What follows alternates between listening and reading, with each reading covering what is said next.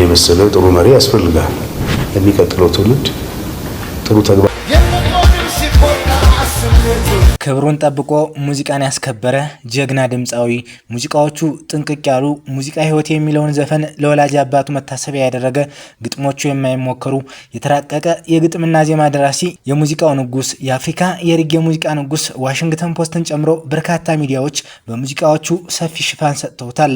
ምን ይዤ ልመለስ ወደ እናቴ ቤት እያለ በርካቶችን በእንባ ያራጨ በፍቅር እስከ መቃብር ውስጥ ያሉትን ገጸ ባህሪያት ወደ ሙዚቃ አምጥቶ ያዜመ የሙዚቃው ሰው ቴዎድሮስ ካሳሁን ገርማሞ የዝግጅታችን ተከታታዮች ቻናላችንን ላይክ፣ ሼር፣ ሰብስክራይብ በማድረግ አብራችሁን ቆዩም። በኢትዮጵያ ሙዚቃ ውስጥ ታላቅ አሻራ ያሳረፈ እስካሁን 7 ያህል አልበሞችን አውጥቷል። አቡጊዳ፣ ኢትዮጵያ፣ ጥቁር ሰውና ሌሎች በርካታ ተወዳጅ አልበሞች እንዳሉት ይታወቃል። ከሰሞኑ በአልበም ሊመጣ እንደሆነ በርካታ ምንጮች እየገለጹ ይገኛሉ። ሁሉም ኢትዮጵያዊ በጉጉት የሚጠብቀው አልበም በቅርቡ እንደሚለቀቅ እየተገለጸ ይገኛል።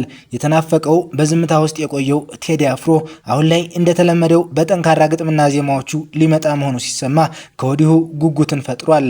ከምንጮች እንዳገኘነው መረጃ ከሆነ የአልበሙ ስያሜ ኢትዮሪካ እንደሚሰኝም እየተነገረ ይገኛል። ለመሆኑ ስለ ቴዲ አፍሮ ምን ያህል ያውቃሉ? የተወለደው በአዲስ አበባ በኳስ ሜዳ በተባለው ሰፈር ነው። ወላጆቹ ለኪነ ጥበብ ቅርበት ያላቸው ባለሙያዎች ናቸው። አባቱ አቶ ካሳሁን ገርማሞ፣ እናቱ ደግሞ ወይዘሮ ጥላይ አራጌ ይባላሉ። አቶ ካሳሁን ገርማሞ ታዋቂ ጋዜጠኛ፣ የዘፈን ግጥም ደራሲና የመድረክ መሪ የነበሩ ናቸው። ሙዚቃ ህይወት የተሰኘውን ዘፈኑን መታሰቢያ አድርጎ ሰርቶላቸዋል። እናቱ ወይዘሮ ጥላይ ደግሞ ፕሮፌሽናል ዳንሰኛ ናቸው። በሙሉ ስሙ ቴዎድሮስ ካሳሁን ገርማሞ ተብሎ ቢጠራም የሚታወቀው ቴዲ አፍሮ በተሰኘው የመድረክ ስሙ ነው። ይህን ስያሜ ከአፍሮ ሳውንድ የሙዚቃ ባንድ ጋር በነበረው ተሞክሮ አግኝቶታል። በሙዚቃ ሙያው ከ15 ዓመታት በላይ ልምድ አለው። ከድምፃዊነቱ በተጨማሪ የዘፈን ግጥምና የዜማ ደራሲ፣ ገጣሚ፣ ታሪክ አዋቂ፣ በጎ አድራጊና የሰብአዊ ተሟጋችም ነው። ወደ ሙዚቃ የገባው የ12ኛ ክፍል ትምህርቱን እንዳጠናቀቀ ሲሆን በልጅነቱ የሕክምና ዶክተር የመሆን ፍላጎት ነበረው። ከሙዚቃ መሳሪያዎች ኪቦርድን ከመጫወቱም በላይ የተለያዩ አኩስቲክ የሙዚቃ መሳሪያዎችን በመጫወት መድረክ ላይ ባንዶችን አጅቦ የመስራት ልዩ ተሰጥኦ አለው። በአልበሞቹ ከፍተኛ ሽያጭ በማስመዝገብ በመላው ዓለም በርካታ ኮንሰርቶችን በመስራት በሀገር ውስጥ በሚሰራቸው ኮንሰርቶች ከፍተኛ ታዳሚ በማግኘት እንዲሁም በሙዚቃ ኢንዱስትሪው ከፍተኛ ተከፋይ በመሆን ግንባር ቀደም ተጠቃሽ ነው። ትልልቅ ዓለም አቀፍ ሚዲያዎች የአፍሪካ ሪጌ ሙዚቃ ንጉስ እያሉ ያሞካሹታል። በእንግሊዙ ቢቢሲ፣ በቻይናው ሲሲቲቪ፣ በአሜሪካው ዋሽንግተን ፖስት በሙዚቃ ስኬቱ ላይ ሰፋ ያሉ ዘገባዎችን ሰርተውለታል። በአፍሪካ በተለይ በምስራቅ አፍሪካ ተስኖ ፈጣሪነቱና በሪጌ ሙዚቃ ስልት ምርጥ ስራዎች ካሏቸው ሙዚቀኞች ተርታ ይሰለፋል። ከፊልም ባለሙያ ጻፊና ተዋናይት አመለሰት ሙጬ ጋር ትዳር ከመሰረተ በርካታ ዓመታት ተቆጥረዋል። ከትዳር አጋሩ አመለሰት ሙጬ ጋር ለመጀመሪያ ጊዜ የተዋወቁት የሜካፕ አርቲስቱና በሰራችበት አጋጣሚ ሲሆን ከጋብቻቸው በፊት ያሰረላት የቃል ኪዳን ቀለበት 750 ሺህ ብር እንደሚያወጣ ተወስቷል። አመለሰት በወይዘሪት ኢትዮጵያ የቁንጅና ውድድር አሸናፊ የነበረች ሲሆን በአዲስ አድማስ ጋዜጣ ላይ የኮሌጅ ወጎችን በመጻፍ ትታወቃለች።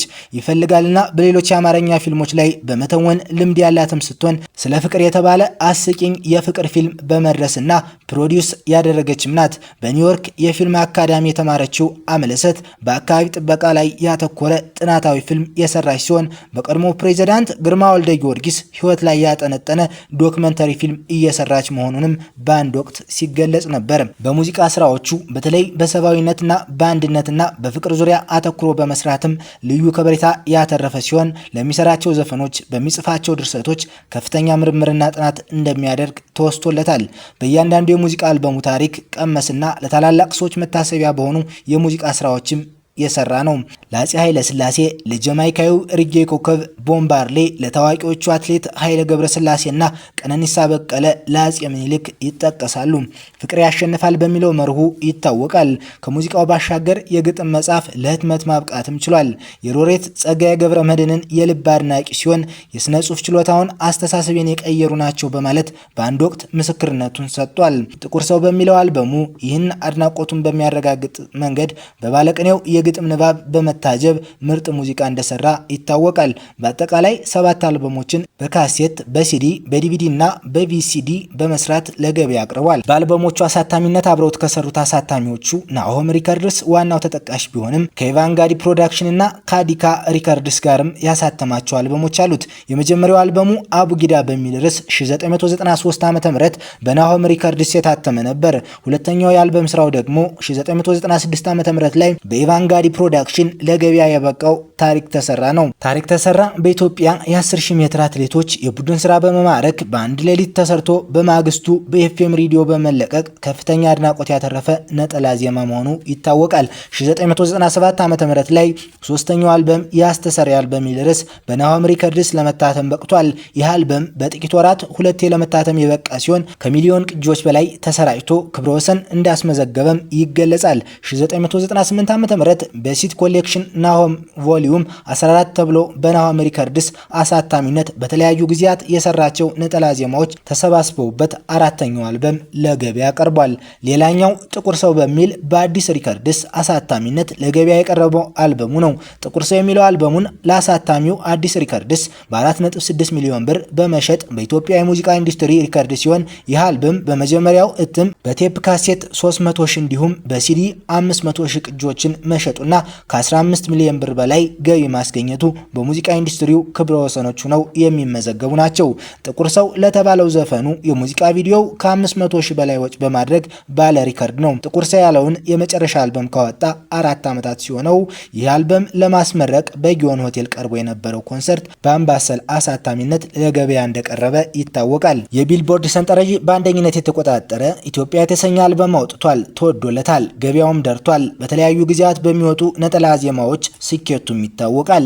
ነጠላ ዜማ ሲያወጣ አገር ይንቀጠቀጣል፣ አገር ይቅበጠበጣል፣ አቧራ ይነሳል። ይህ ደግሞ በኢንዱስትሪው ምርጥ ብቃት እንዳለው የሚያረጋግጥ ነው። እንደ ማስረጃ በተለያዩ ጊዜያት የተለቀቁ ነጠላ ዜማዎችም መጥቀስ ይቻላል። አቡጊዳ ከሚለው አልበም አቡጊዳ፣ ልጅነት አላት፣ ለማልማሽ እና ሞናሊዛ፣ ያስተሰርያል፣ በልስጠኝ፣ ላምባዲና፣ አላምን የሚታወሱ ናቸው። መንታ ወድጄ፣ ያረጋል፣ ላሜ ቦራና ስደት የተባሉ ሌሎች 4 ነጠላ ዜማዎችም ከፍተኛ ተደማጭነት በማግኘት የተሳካላቸው ናቸው። የመጨረሻው አልበሙ ጥቁር ሰው ከመውጣቱ በፊት ደግሞ ሰላም፣ ፊዮሪና፣ ልረሳሽ አልቻልኩም፣ አባይ፣ ውዴ፣ አይደነግጥም፣ ልቤና ትዝታ ይጠቀሳሉ። ከ5 በላይ ነጠላ ዜማዎች በአንድ ዘፋኝ እንዲህ በዝተው በአንድ ሰሞን ሲሰራጩ የተለመደ ስላልነበር እነዚህ ነጠላ ዜማዎች ለመጀመሪያ ጊዜ በተሰሙበት ወቅት በከፍተኛ ደረጃ ያነጋግሩ ነበር።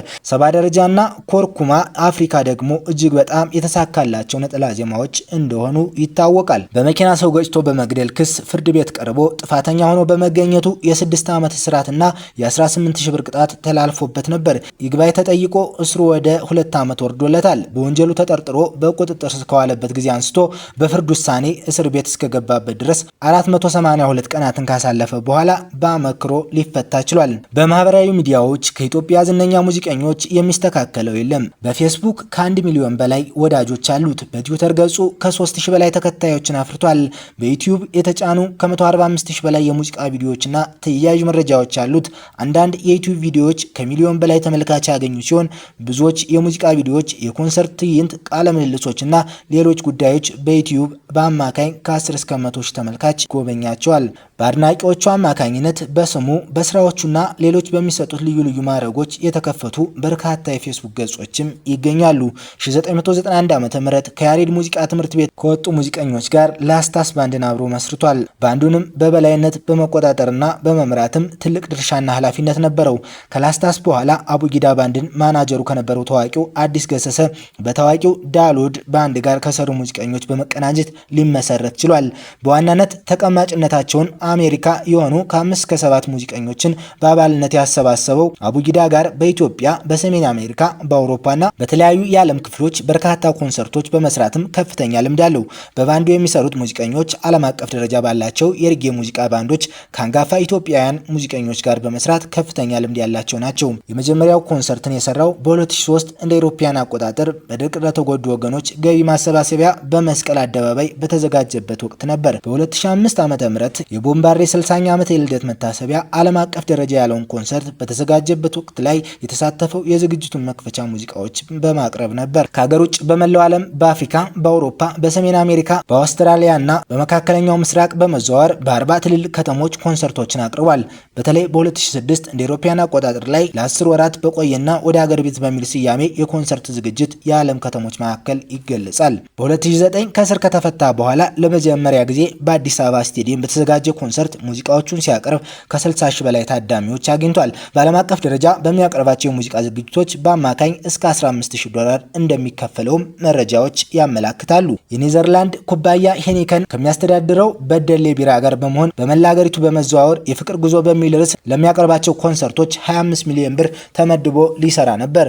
በኢንተርኔት በተካሄደው የተቃውሞ ዘመቻ ከ20 ሺህ በላይ ሰዎች በሰበሰቡት ድምፅ ኮንሰርቶቹ ቢሰረዙም በውሉ መሰረት 4.5 ሚሊዮን ብር ተከፍሎታል። ጥላሁን ገሰሰና ቦምባርሌ ተምሳሌቶቹ ናቸው። በበጎ አድራጎት ስራዎቹ ይታወቃል። በድርቅ ለተጎዱ ወገኖች የገቢ ማሰባሰቢያ ኮንሰርት በመስራት ለአበበች ጎበና የህፃናት ማሳደጊያና ለአካል ጉዳተኞች ማህበር የገንዘብ ድጋፍ በመስጠት እንዲሁም በሱዳን ታስሮ ለነበረ ኤርትራዊ ዋስትና 700 ሺህ ብር ለዋስትና በመክፈል የሰራቸው ተግባራት ይጠቀሳሉ። በኢትዮጵያ ሙዚቃ ታሪክ በህይወት እያለ መጽሐፍ የተዘጋጀለት ድምፃዊ ነው። የቴዲ አፍሮ ታላቅነት ሚስጥር በሚል ርዕስ የህይወት ታሪኩን የሚዳስስ መጽሐፍ ያዘጋጀው አቤል ዘነበ የተባለ ጸሐፊ ሲሆን አብዮታዊ ሙዚቀኛ ብሎታል። በካናዳ ሀገር በዊኒፔግ ከተማ የትውልድ ተጽዕኖ ፈጣሪ እና አርአያ ለሆኑ ሰዎች የሚሰጠውን ሽልማት የወሰደው 40ኛ ዓመት ልደቱን ባከበረበት ዕለት ነው። በ2016 የኮራ አዋርድ ላይ በምርጥ ዝነኛ ድምፃዊ ዘርፍ ታጭቶ እንደነበር ይታወሳል።